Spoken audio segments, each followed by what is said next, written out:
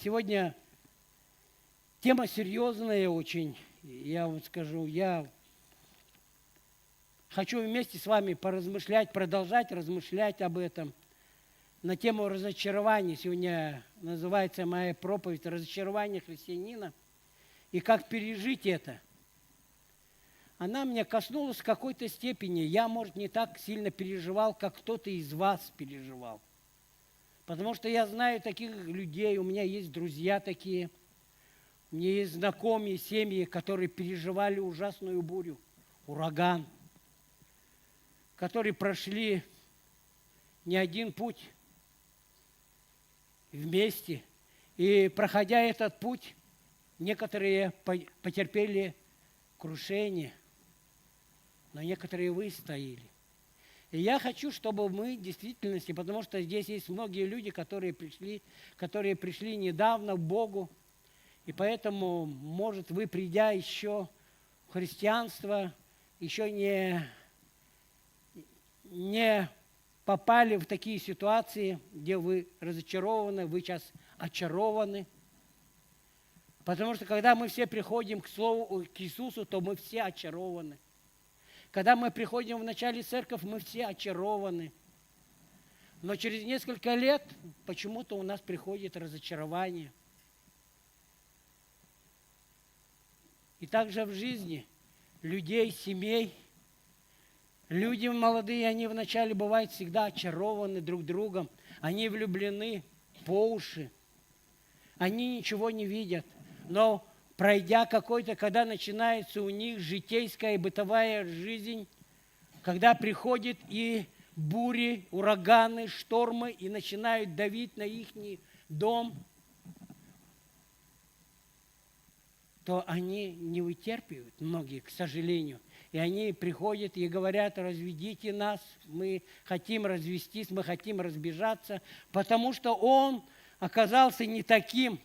Он, оказывается, прошелига еще тот или тот еще, рыба скользкая оказался.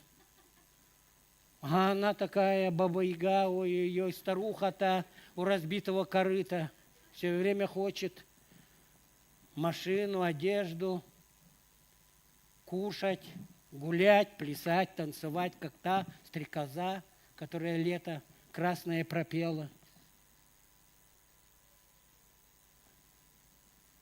И я еще раз говорю, что я, может, не проходил эти такие разочарования, потому что многие проходят через болезни. А почему Бог не исцеляет меня? Почему я прохожу такие трудности? Почему у меня такие страдания? Почему они живут так хорошо? А почему у меня это происходит? Давайте мы посмотрим простые выражения, что такое разочарование. Разочарование простыми словами. Это когда вы надеялись на что-то хорошее, но получилось совсем иначе. Ваши мечты или планы не осуществились. Кто-то или что-то, на что вы рассчитывали, вас подвел. Так в жизни бывает. Знаете, чем больше мы ожидаем от какого-то человека или от себя, чем больше мы огорчаемся, разочаровываемся. Поэтому мы должны ожидать от Бога. Поэтому мы изучаем это Писание, поэтому мы должны углубляться в это Писание. Это когда мы вкладывали в кого-то свои мечты, мы вкладывали в детей, а дети не пошли за нами. Сколько таких семей? Знаете, сколько сейчас служителей таких, что их дети, они ЛГБТ, пасторов, служителей. Или они где-то в других местах. Разве это не разочарование для служителя Божьего, который служил, но дети его выбрали другой путь? И почему это происходит? Все вопросы к нему и к нам также. Мы вкладываем финансы, время, что-то, ожидаем что-то, а иногда получаем фигу. Поэтому мы сегодня хотим посмотреть на то, что давайте картинку, Илюша, там картинку. Смотрите, это который огурец был молодец, стал кактусом.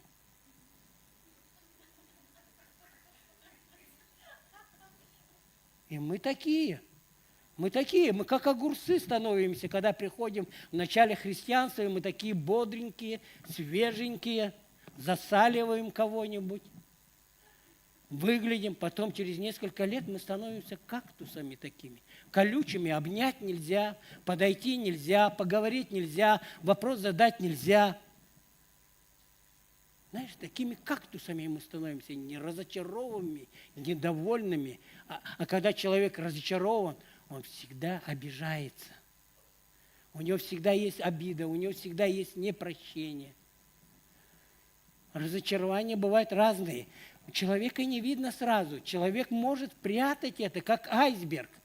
Разочарованный человек. И ты даже как будто не знаешь, но когда ты разговариваешь с этим человеком, он этим внутренним твоим айсбергом тебя снесет. Как корабль. Они думают, маленький айсберг плывет. Но не понимают, что он внутри огромный. Там столько разочарований, там столько обид, там столько непрощения. Потому что через разочарование приходит обиды, непрощение, гнев, злость, ярость. Разочарованные люди не такие. Некоторые тихие, но некоторые они опасные очень.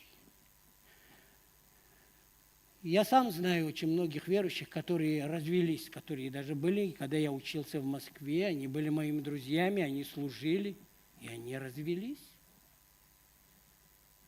Они были очарованы, и все думали, это самая лучшая пара в мире. Но они разочаровались. Через 5 лет кто-то разочаровался, кто-то продержался 10 лет. Знаете, самое большое разочарование в человеке, когда он ждет большего, а получает меньшее.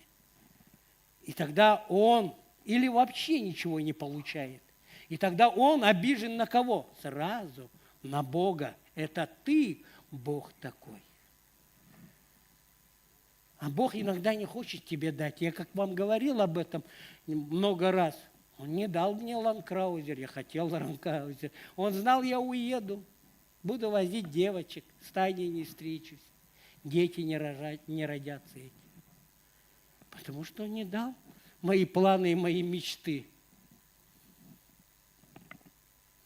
А я у него просил, дай, что ты не даешь? Вот этим дал, тем дал. Тебе не нужно. Тебе нужно на Тойоте Виш минивэн детей возить. На природу куда-нибудь. Знаете, разочарование – это настолько сильное гнетущее чувство, которое уничтожает у человека всякое желание участвовать в каком-либо труде, убивает на корню интерес к чему-либо. Знаете, что интересно? Что разочарование приводит к суициду. Самоубийство приводит. Очень много разочарованных людей, они прыгнули. Дьявол тут как тут. Он говорит, а ты неудачник, у тебя ничего не получилось. Иди спрыгни с крыши, и все проблемы решатся. Знаете, сколько подростков выпрыгивают в России? Потому что они разочаровались. Подростки. А что говорить о нас, мамонтах? Если подростки разочаровываются в этой жизни. Поэтому нам нужен Бог. И поэтому нам нужно копать эту тему, изучать эту тему, как, чтобы выйти из этой ситуации. Потому что, как я говорил, что я, может, не так сильно проходил, но что-то проходя, я понимал, мне куда нужно окунуться. Я понимал, что из этой ситуации мне поможет только Иисус, потому что Он есть путь истины и жизнь. Есть 2 важных этапа в жизни. Вот как я о чем и говорил. Первый этап, это мы говорили об этом, это очарование, когда ты очарован всем. И второй этап, это когда приходит разочарование. Давайте мы почитаем Луки 24 главу. Хороший очень пример там есть. Луки 24 глава.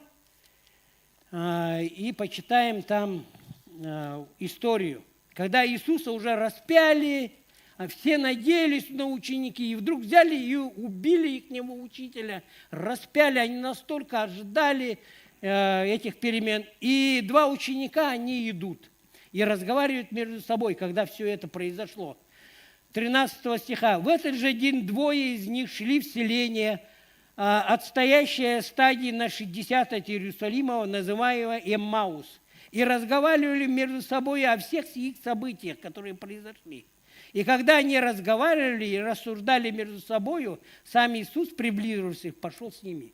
Когда мы разочаровываемся, и когда мы идем, и когда мы с кем-то обсуждаем, Иисус всегда Он рядом. Дух Святой, Он всегда рядом. Он все слышит, о чем мы говорим, о чем мы рассуждаем. Вот это я ожидал от этого человека, вот это так получилось, а он там не помог, а это так, и вот это идет. Он не понимая Иисус, Он идет рядом. Всегда, Он все слышит, Он всегда участник всех наших разговоров. Запомните на всю жизнь, Он участник всех наших разговоров, где бы мы ни прятались, как бы мы ни закрывались, как бы мы это ни скрывали, Он участник всех наших разговоров, потому что Писание говорит об этом. И вот мы читаем, и когда они разговаривали и рассуждали между собой, сам Иисус, приблизившись, пошел с ними, но глаза их были удержаны, так что они не узнали Его.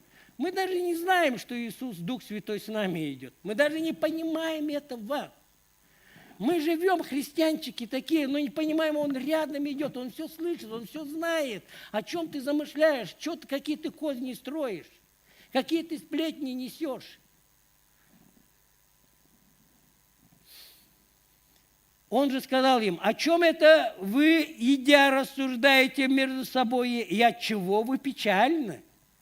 Почему вы такие разочарованные? Один из них именем Клеопа сказал ему в ответ: неужели ты один из пришедших в Иерусалим не знаешь о прошедшем в нем в эти дни? И сказал им: о чем? Они сказали ему: что было с Иисусом Назарянином, который был пророк, сильный в деле, в слове перед Богом и всем народом, и как предали его первосвященники, начальники наши для осуждения на смерть, и распяли его. И вот 21 стих. А мы надеялись было. Мы надеялись, мы ожидали, что Он здесь в Израиле все перевернет, римлян отсюда выкинем.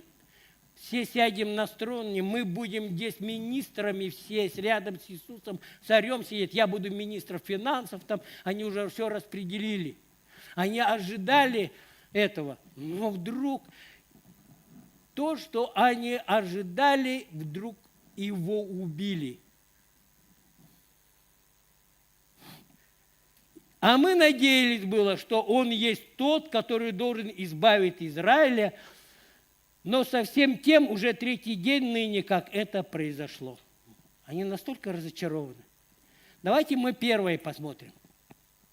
Разочарование самим собой. Можно, да? Разочарование самим собой.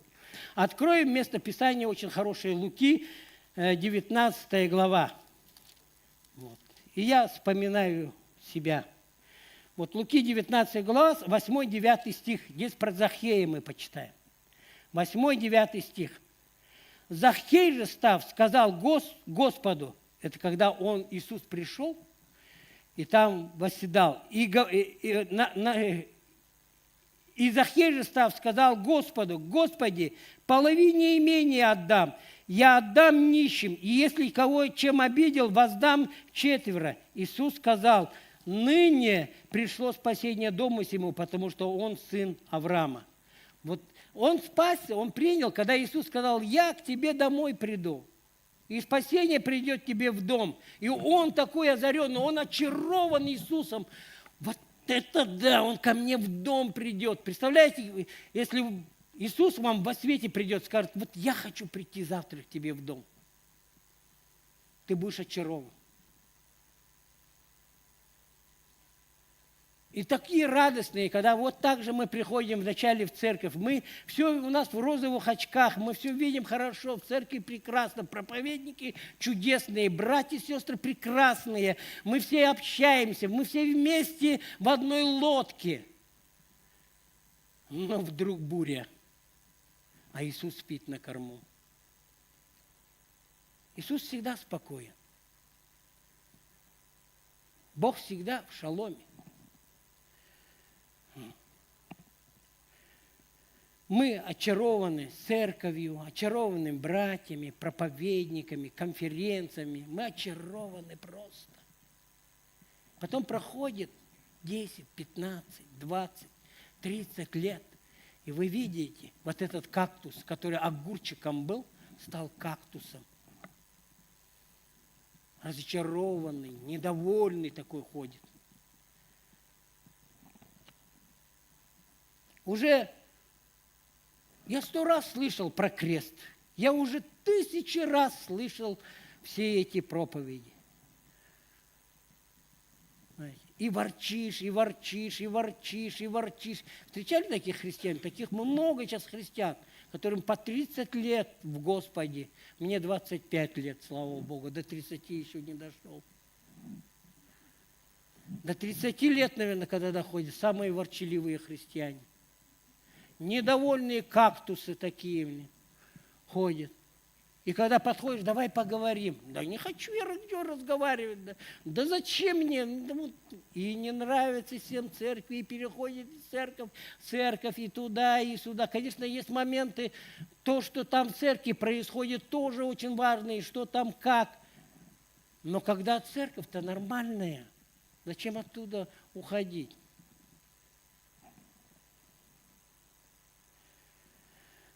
И все вот начинает всплывать у этого человека. И вдруг замечаешь, что этот человек дома кричит уже, орет, всех строит.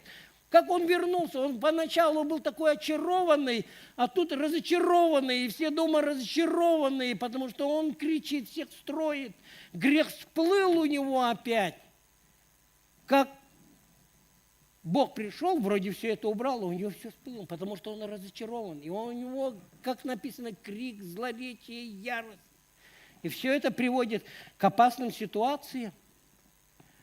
Поэтому Бог хочет, чтобы в действительности мы не были разочарованы в себе. И потому что мы начинаем, потому что нам жена говорит, дети говорят, ты какой-то не такой стал, вдруг столько много в Боге, но что-то ты поступаешь как-то неправильно, и вдруг ты осознаешь, ты все равно любишь же Бога, все равно понимаешь, дьявол тут как тут. И ты понимаешь, думаешь, да, и дьявол тут, и говорит, да ты гад такой, вот ты сволочь.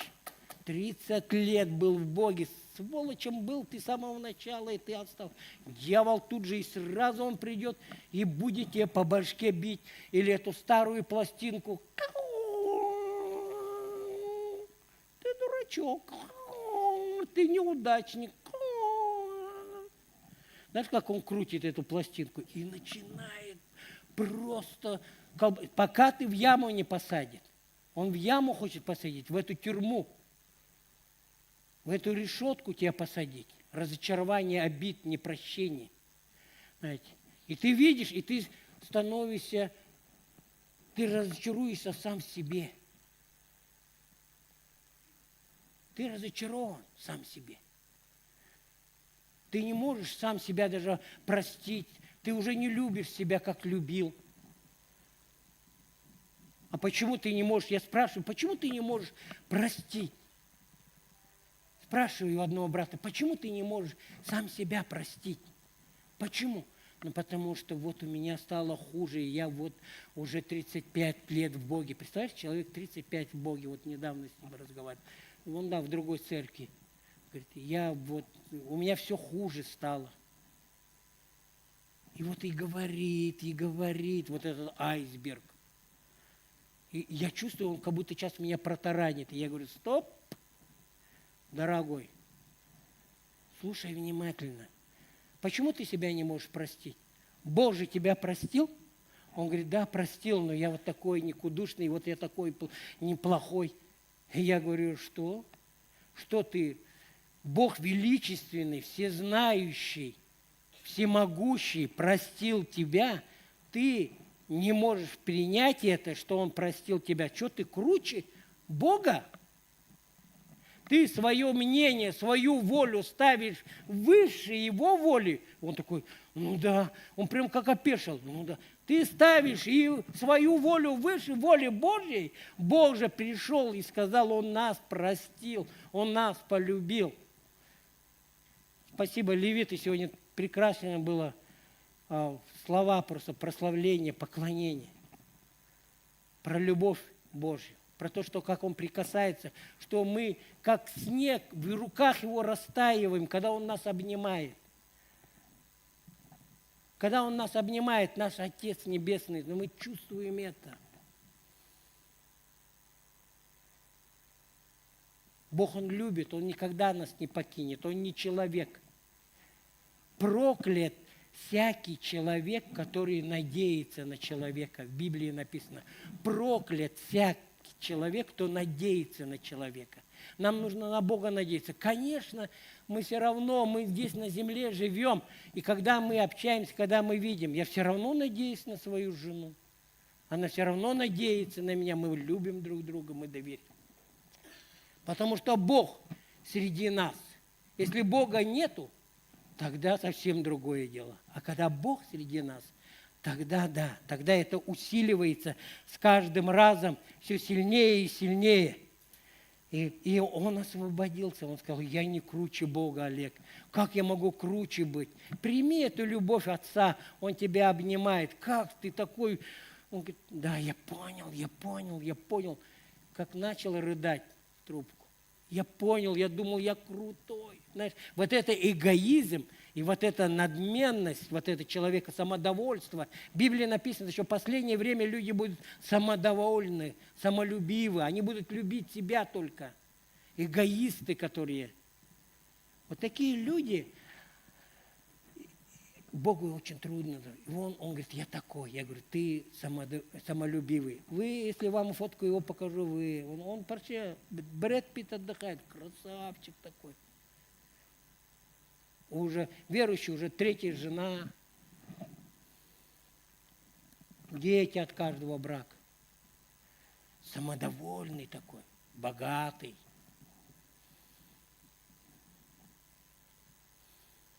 Эгоист.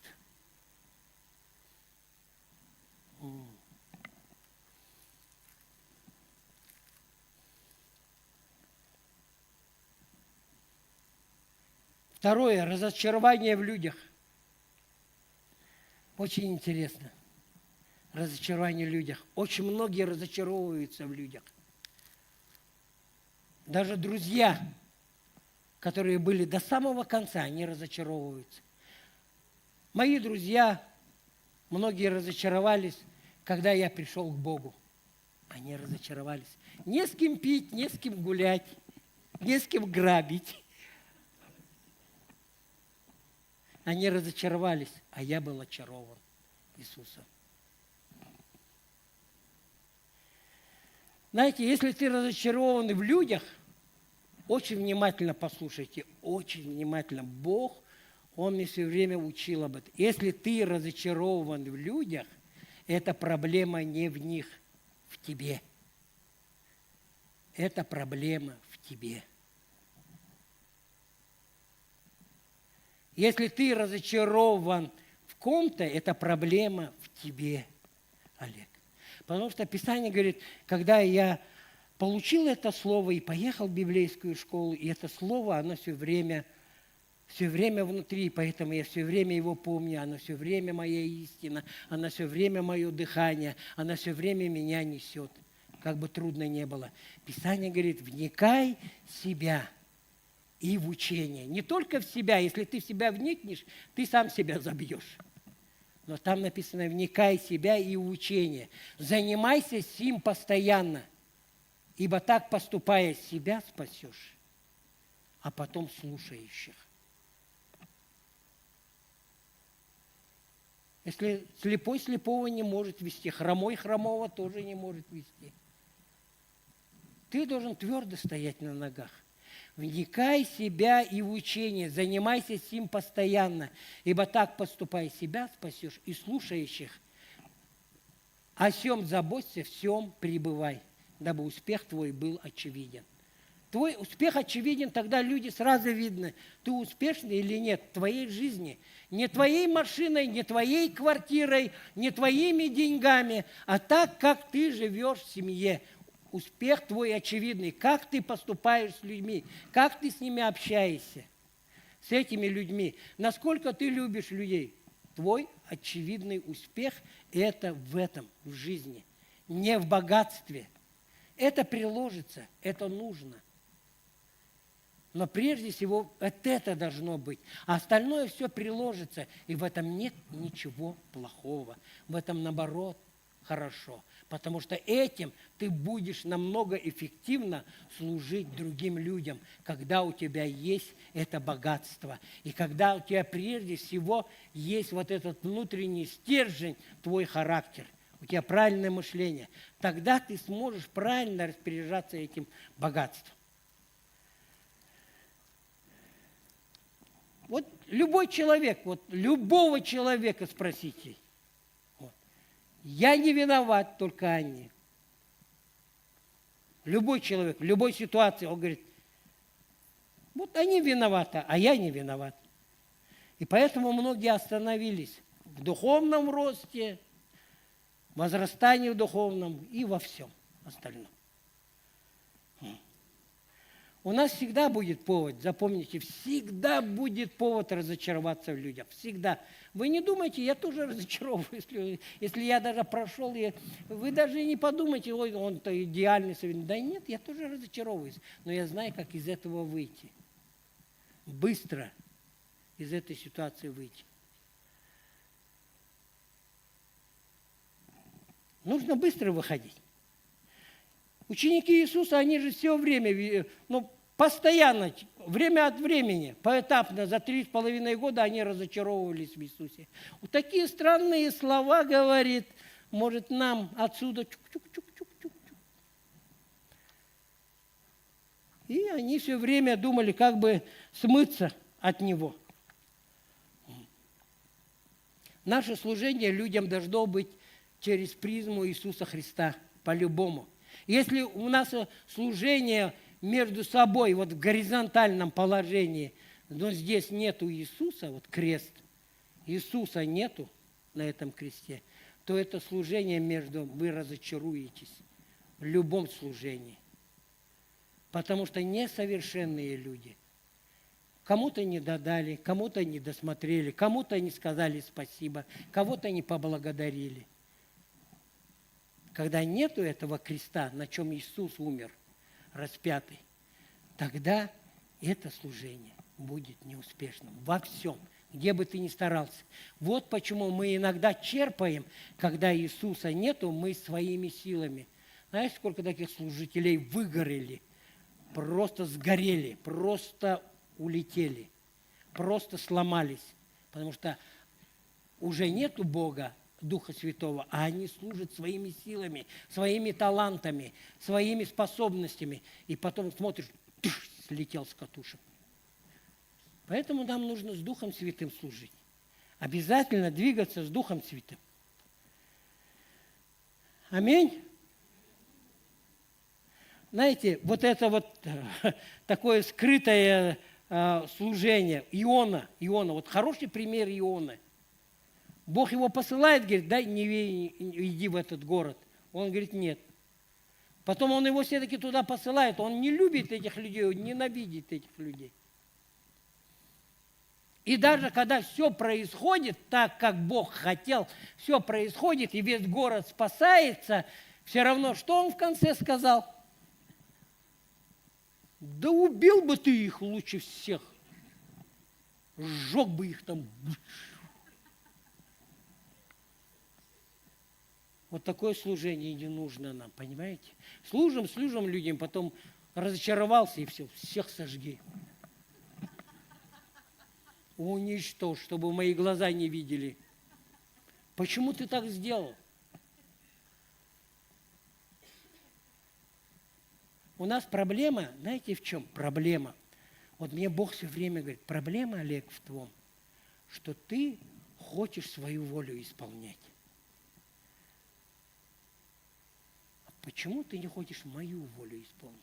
Знаете почему? Как вы думаете, вы размышляете, анализируете?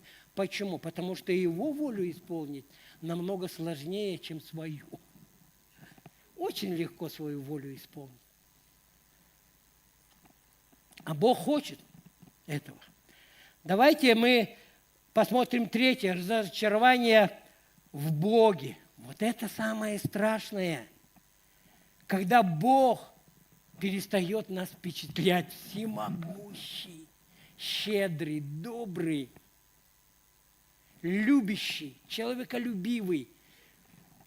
Бог, его характер. И когда Он перестает нас впечатлять, ты разочарован. Вы видели таких людей, которые разочарованы? Они служили так сильно. Столько было служителей в начале 90-х. И многие из них, они разочарованы. И они очень опасные, такие служители. Они, когда разочарованные, они знают Библию от и до. И они могут любого увести в церкви. Потому что они знают Библию. Они одевают другую шкуру. Они разочарованы в Боге. Они Бога не любят. И вот они иногда приходят в церкви, сидят на задних рядах, вылавливают таких овечек. Поэтому мы должны в последнее время быть бдительными, наготове. Исайя откроем. Очень хороший вот этот пример Исайя. Я читал как-то, и хорошо, что вот выписываю в блокнотик себе. Исайя, 63 глава, и там очень хорошо сказано. И прочитаем 19 стих. Здесь написано: «Мы сделались такими, над которыми ты как бы никогда не владычествовал». Слышите? Мы, израильский народ, говорит, мы такими сделались, которыми ты как бы никогда не владычествовал и над которыми не именовалось имя твое. Исайя озвучивает эту проблему, которую вот ощущал израильский народ. Они потеряли силу Божью. Они потеряли силу Божью. Просто народом Божьим можно называться просто христианчиком. Я христианин. Но сила Божья есть внутри тебя. В твоих мыслях, в твоих словах, внутри тебя. Знаешь, это как связано сильно. Наши вот эти три части. О чем ты думаешь? Что ты говоришь? Мышление твое связано с устами. От избытка сердца говорят уста. От избытка сердца. Все связано. Вот здесь оно вот так связано. Вот мысли, сердце и язык, оно связано. И ты совершенный человек, если ты можешь свои мысли, правильные слова обеличь. И сердце твое было правильным. Чтобы в твоем сердце не было лукавства, лицемерия.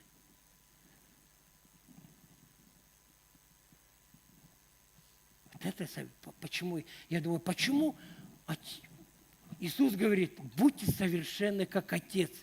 Я вообще не понимал, да как можно, я такой грешник, да я в христианстве уже столько, и все равно продолжаю, и в мыслях грехи, и в этих, и все равно продолжаю. Я не могу этого понять. И Бог Он тогда объяснил мне. Это до меня самому, я не в книжках вычитал, самому. Вот, Олег, говорит, твои мысли, должны у тебя быть правильные слова, ты их правильно, и сердце у тебя должно быть чистым. Мотив-то какой? Почему ты говоришь это? У тебя мотив какой? Меня Бог все время говорит, ты мотив, почему ты говоришь об этом? Почему ты просишь об этом? Почему ты сейчас вот говоришь этому человеку об этом? Мотив твой какой?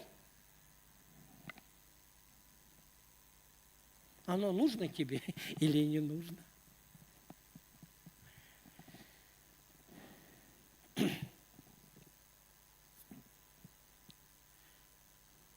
Знаете, разочаруемся. Очень многие разочарованные еще есть люди, вот, с которыми я общаюсь, они разочарованы в детях своих.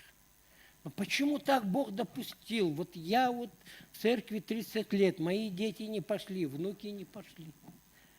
Знаешь, у меня нету ответов, честно вам скажу, я прямо говорю, у меня нету ответов. Я не Бог, я не вижу ваше сердце, я не знаю вашу картину, вашу ситуацию. Даже если вы рассказывать будете здесь мне полдня, все равно не пойму. Почему? У нас на некоторые вопросы мы только там получим ответ. Так что нам не нужно ломать голову об этом. Давайте я вам прочитаю одну историю, очень интересную, как человек разочаровался в Боге, Божий человек разочаровался в Боге. Вот. Почитаю. Это из жизни верующего человека. Он с детства слышал о Боге, принял спасение, выбрал цель служить Богу, так как он очень много слышал в церкви о предназначении, о призвании. Он женился, родился у них маленький сын. Они с семьей и еще с одной парой молились и решили ехать миссионерами в Африку. В течение нескольких месяцев, они, приехав туда, в течение нескольких месяцев, они ходили по селениям, проповедовали, но никто не спасался. Они верили в языческого своих богов и сказали: вы, бледнолицые, уходите подальше отсюда, сюда не подходите. Лишь один мальчик, и на протяжении года так происходило, никто не спасался. Один мальчик, африканец, он ходил к ним туда, к ним в лачугу, и 1,5 года жена этого миссионера, она рассказывала ему все время об Иисусе. Потом вторая семья, не выдержав этих испытаний, они уехали. Они оставили их там и уехали. Потом жена этого миссионера забеременела, и во время родов она умерла. И оставила эту маленькую девочку на руках этого с горя убитого миссионера, с этой девочкой и с мальчиком-дошкольником. И он решил ехать. И где-то по пути он свою девочку оставил каким-то людям на воспитание. С мальчиком вернулся в свой город. Он был глубоко очень разочарован в Боге. Он изливал Богу свои претензии. Господи, почему ты нас сюда послал? Зачем? Почему нет никаких результатов? Никто не спасся. Почему так случилось? Почему мою жену забрал? Вначале это выражалось в ропоте, а затем в открытом негодовании, в гневе он кричал, он проклинал. Он в ярости это делал. Я абсолютно недоволен тобой. Я все потерял. И так, оставив девочку, уехал с сыном в этот город. Прошли годы. Дочь этого миссионера, ее воспитывали другие люди, и они рассказывали всю эту историю ей. И она вышла замуж за верующего. И они однажды оказались на какой-то конференции, и там проповедовал молодой африканец. И когда они подошли к нему и спросили, как ты спасся, как что случилось, и он рассказал вот эту историю, что как он принял Иисуса Христа, когда он 1,5 года мальчиком 10 лет ходил в эту лачугу, и эта женщина, этого миссионера, которая умерла при родах, она ему рассказывала о Христе, с любовью, обнимая, делясь своей последней пищей. Он с такой теплотой это рассказывал. Молодая женщина, конечно, поняла, о ком говорил этот молодой африканский проповедник. Потому что историю своих родителей она знала из рассказов воспитавших ее людей. И она поехала, нашла своего отца. Он был законченным алкоголиком. Он еще раз женился, имел детей со второго брака. Однако Он был глубоко несчастный человек, уже многие годы проклинающий Бога. Потом она рассказала отцу о мальчике, который покаялся через их служение и о дальнейшем большом пробуждении в Африке. Это действительно история. Там произошло огромное пробуждение. Тысячами люди стали спасаться, миллионами. Пробуждение пошло из-за того, что она вложила в этого мальчика.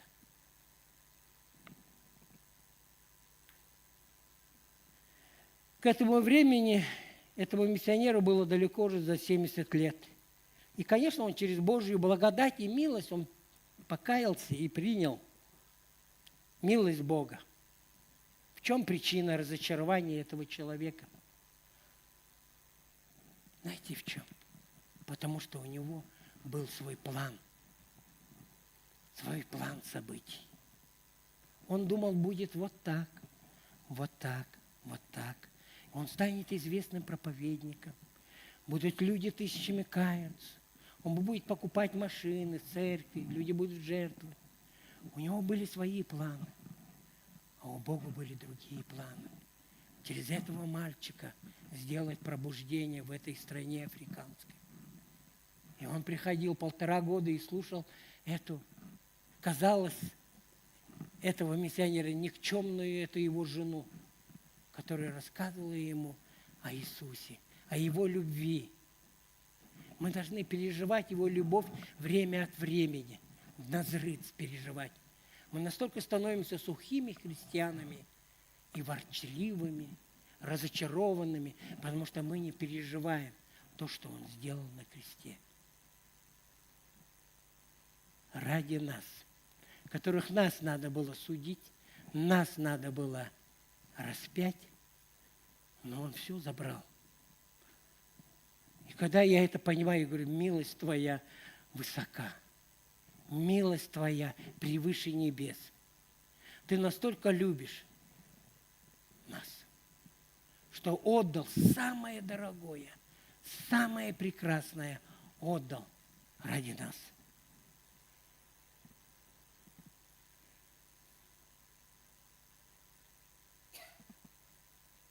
Давайте время подходит к концу. Я хотел бы дать несколько советов практических, то, что я где-то в Москве записывал, где-то в книгах читал, которые Юлия Попова, она говорила, почитайте там, я читал. Вот несколько практических советов. Про преодоление вот этих разочарований и обид. Знаете, вот этот процесс требует времени. Запомни, это так не происходит. Вот так ничего не происходит в жизни. Это требует времени и терпения. Терпение нам очень нужно, терпение. Первое – это самоанализ и исповедание. Первое – самоанализ и исповедание. Анализа своих чувств, эмоций. И тогда ты признаешь свои ошибки. Ты должен признать, алкоголик, если он не признает, что он алкоголик, он никогда не освободится. Я должен признать перед Богом свои ошибки, свои грехи, думая об этом, размышляя об этом. Второе – молитва за себя и за обидчика. Я должен молиться, чтобы мое сердце было мягким, доброй почвой, мягким. Но за обидчика никогда не молитесь молитвой манипуляции. Измени его там, вот таким его сделай, да он так. Это молитва манипуляции. Нужно молиться так. Я молился так. Прикоснись к этому человеку. Может, ему труднее, чем мне сейчас. Я не знаю, что он сейчас проходит. Может, у него намного сложнее ситуация. Ему намного труднее в данный момент. Просто прикоснись к нему своей любовью. Обними его, утешь его. Знаете, много моментов было. Люди приходили и просили прощения у меня. За то, что меня обезьяной обзывали. За кафедрой. Серьезно вам говорю. Что они видели какие-то видения, что я там на шарике полетел, шарик лопнул с Татьяной, и мы разбились там. Люди всего чего только не придумывали. И с машины с обрыва скинули. Зачем нам такие пророчества? Знаете, вот Таня не даст соврать. Там, в той церкви, епископ, он выгнал этих пророков. Вот Таня не даст соврать. Вы что пророчествуете здесь какую-то? Нужно видеть Иисуса прежде всего. Не надо ничего нам человеческого выдумывать. Дух Святой Утешитель, Он, говорит, придет и наставит нас на всякую истину. Он придет, Дух Святой, и Он нас наставляет на всякую истину. И Он не говорит, ты такой человек, трактор всех задавил.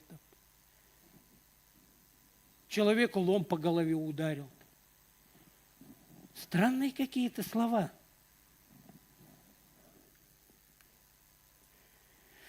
Третье. Читать Слово Божье.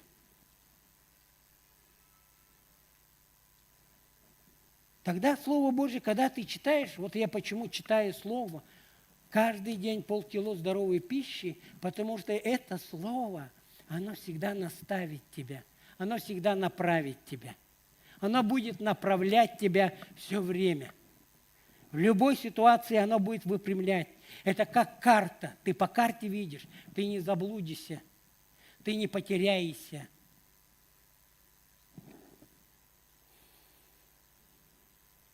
И четвертое – это общение с другими верующими. Вот почему нам нужны домашние группы, обсуждения. Малые группы, домашние группы. Вот почему они нам нужны. Мы можем там встретиться, пообсуждать, поговорить, может, тет-на-тет с кем-то, с лидером домашним, с помощником, кому ты доверяешь, брату, сестре. Пообсуждать, не косточки кому-то помыть, пообсуждать, как выйти из этой ситуации.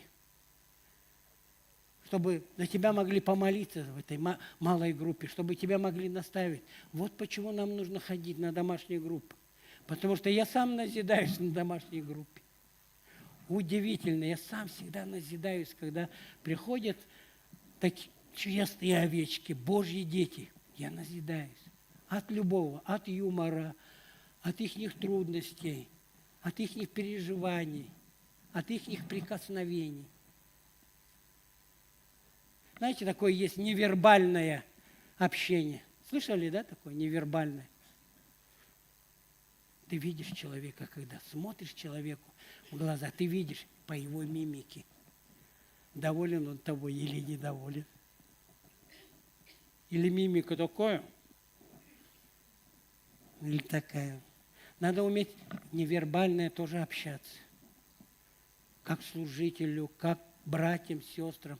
Знаете, прекрасно, когда улыбаетесь. Знаете, вы все красивые, когда вы улыбаетесь.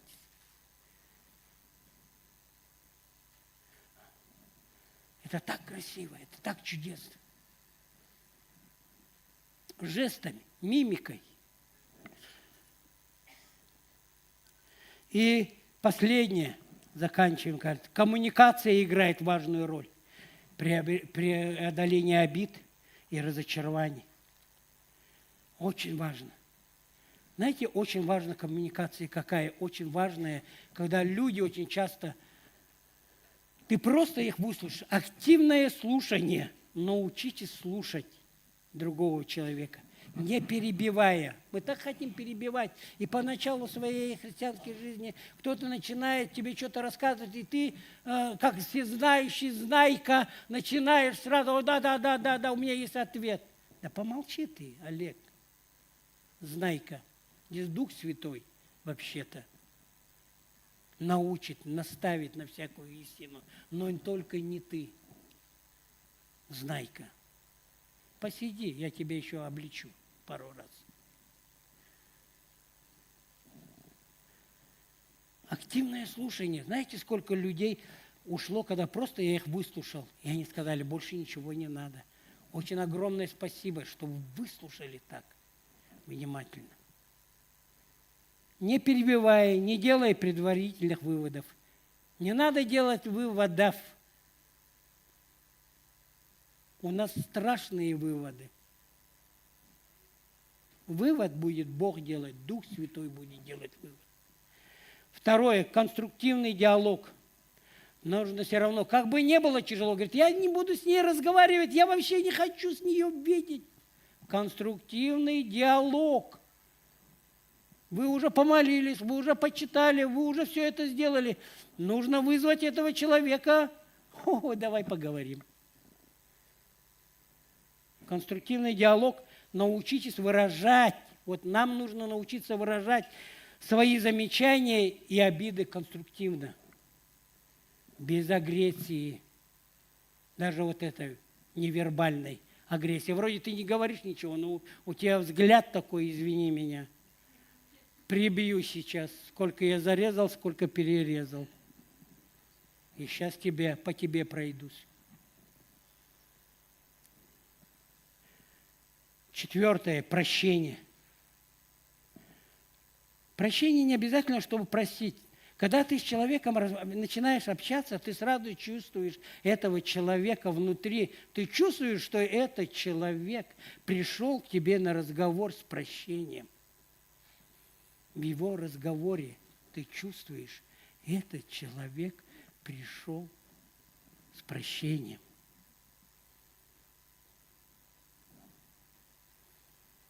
Мы должны нести это.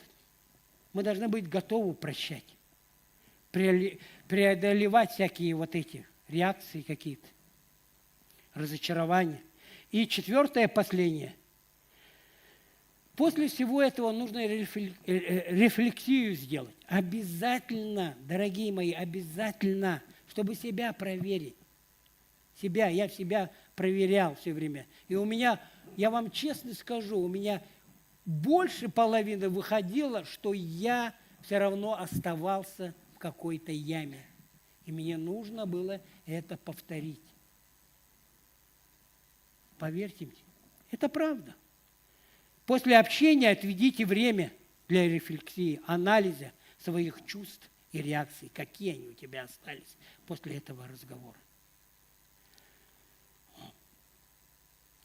Также хочу сказать, избежать разочарования возможно лишь тогда, когда мы не пытаемся что-то навязать Богу, но полностью соглашаемся с Его волей, даже если весь этот труд сделан, а результата нет.